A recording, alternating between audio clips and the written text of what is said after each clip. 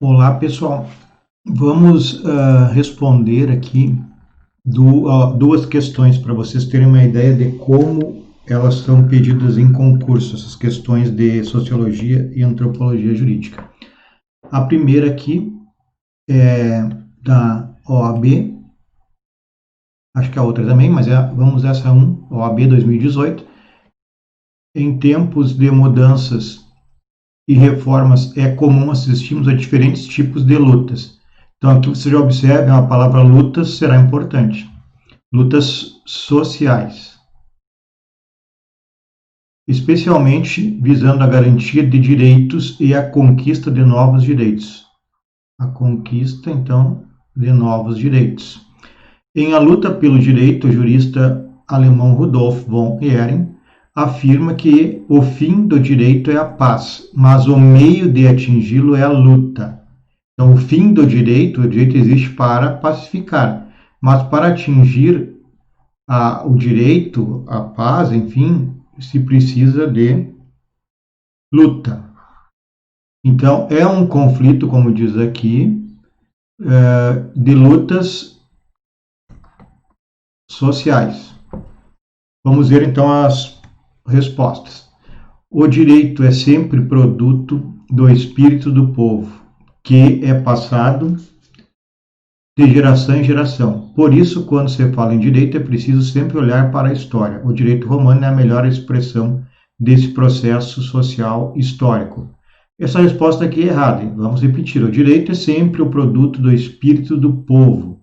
O espírito do povo aqui dá a ideia de que de consenso.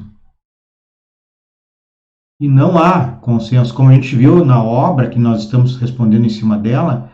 A ideia do direito surge de conflitos entre grupos, é verdade. Vamos pegar trabalhadores e empregadores, tem ideais, tem objetivos diferentes. Então, um cede aqui, outro cede ali. Isso é em virtude de lutas, entre aspas, né, debates no parlamento, por exemplo. Grandes produtores e sem terras. Os grandes produtores querem manter as suas propriedades e se utilizar de mão de obra. Os sem terras querem ter direito a um pedaço de terra. Então, são objetivos opostos. Então, não é espírito do povo, consenso do povo. Direito, pela obra que nós estamos analisando, surge do conflito. Letra B de Brasil. O direito de uma sociedade é a expressão dos conflitos. Então, o direito de uma sociedade é a expressão dos conflitos, segundo a obra, está correto. Vamos adiante. Conflitos sociais. E resulta de uma luta de pessoas e grupos. Então, o direito resulta de uma luta de pessoas e de grupos pelos seus próprios direitos subjetivos. Por isso, o direito é uma força viva e não uma ideia. Está correta essa resposta aqui, então a letra B aqui é a alternativa correta, porque o direito, segundo a obra analisada, resulta de embate entre grupos. Eu dei exemplos: sem terra e produtores rurais, empregados e empregadores, né? Então, essa é a resposta correta. E a Constituição nasce desse embate, né? É embate de ideias entre grupos diferentes. Letra C. O direito resulta exclusivamente da ação institucional do Estado. Aqui está o erro. Ó. Exclusivamente não. O direito resulta exclusivamente da ação institucional do Estado. O que é ação institucional? Das instituições. Então, o direito resulta do parlamento? Não, ele surge formalmente do parlamento, mas ele advém desse embate entre as classes, ele entre os grupos, ele advém também das tradições, dos costumes. Então, não é lá exclusivamente do parlamento. É no parlamento que são travadas as lutas políticas que definem os direitos subjetivos presentes no direito positivo de uma sociedade dada. Lá é feito esse debate, mas ele surge, na real, dos fatos que existem. E o parlamento só vê esses fatos e os seus defensores, os deputados que defendem o grupo A, deputados que defendem o grupo B, debatem o que está posto na sociedade. Então está errado, não é exclusivamente do ato institucional do parlamento, por exemplo.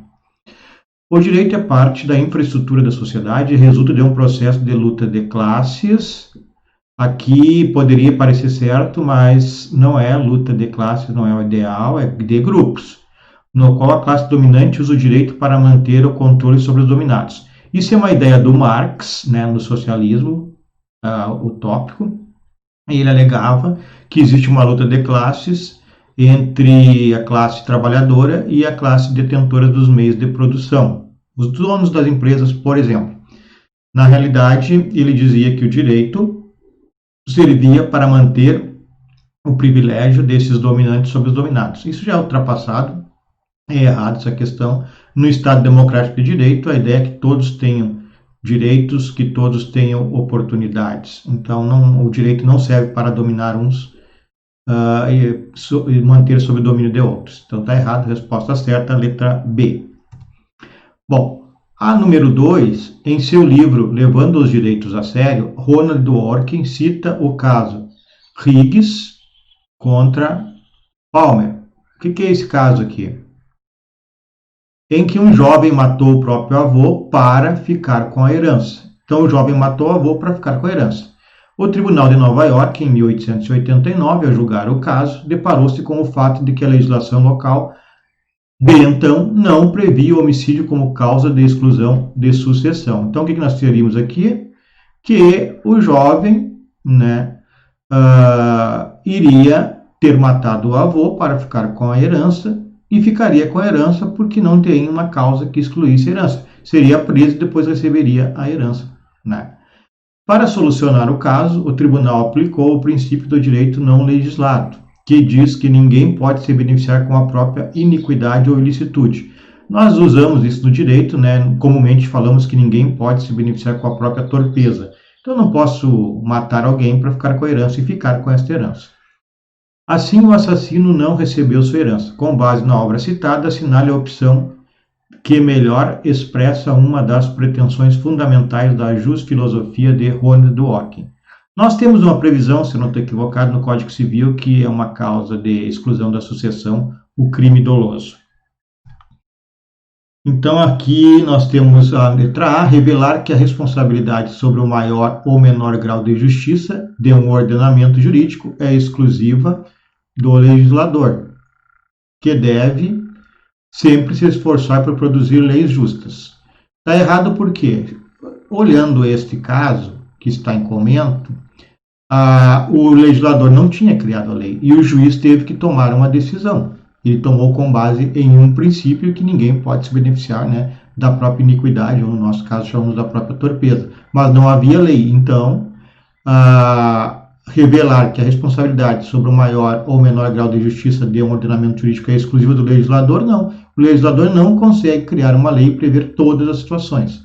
Por isso, o juiz tem que interpretar muitas vezes. Então, está errado que não é exclusivamente do legislador. O caso mostra bem que o juiz que teve que decidir. Letra B. Mostrar como as cortes podem ser ativistas quando decidem com base em princípios, não com base na lei, e que decidir assim fere ao Estado de Direito. Está errado, pessoal. O judiciário não pode ser ativista, o que nós chamamos, né, de ativismo judicial. Mas quando ele decide com base em princípios, ele não é ativista. Se ele respeita os princípios que estão estabelecidos na Constituição, esses princípios são critérios para a interpretação. O juiz não está, então, decidindo de acordo com a sua própria vontade, a sua própria consciência. Ele está decidindo de acordo com os princípios constitucionais, já que a lei não sana o problema. Foi o exemplo. Não havia uma lei para o caso de excluir a sucessão do homicida, mas com base no princípio, que é um princípio de direito, princípio geral de direito, serve para todos os ordenamentos jurídicos, ele decidiu, então, e esse princípio foi o que levou ele a interpretar a norma. Então, não é ativismo judicial. C. Defender que regras e princípios são normas jurídicas que possuem as mesmas características de forma e se equivalem. Na realidade, não possuem as mesmas formas jurídicas e nem se equivalem, né? Por isso, ambos podem ser aplicados livremente pelos tribunais. Eles podem ser aplicados quando necessários, a lei e a norma, a lei e os princípios. Quando a lei é insuficiente ou inexistente, se pega os princípios que estão na Constituição e se utiliza. É isso que o julgador deve fazer. Então, por isso que essa questão que está errada, defender que regras e princípios são normas jurídicas que possuem as mesmas características. Não possui as mesmas características. A norma é específica para um caso. o princípio pode ser é mais amplo, pode ser utilizado em diversos casos em que a lei seja insuficiente. Então, está errado a letra C. E a letra D, então, que é a correta,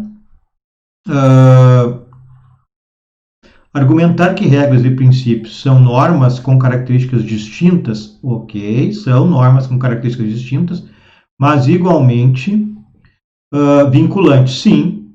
Então, lei e princípios vinculam. Quando a lei não consegue solucionar o problema, os princípios podem ser invocados, utilizados e vinculam as partes, sim. Então, mas igualmente vinculantes, e em certos casos os princípios poderão justificar de forma mais razoável a decisão judicial. Foi esse exemplo, pessoal, né? Esse exemplo aí em que o juiz utilizou do princípio que ninguém pode se utilizar da própria iniquidade para se beneficiar e, não havendo lei, retirou o rapaz, o neto da sucessão. Certo?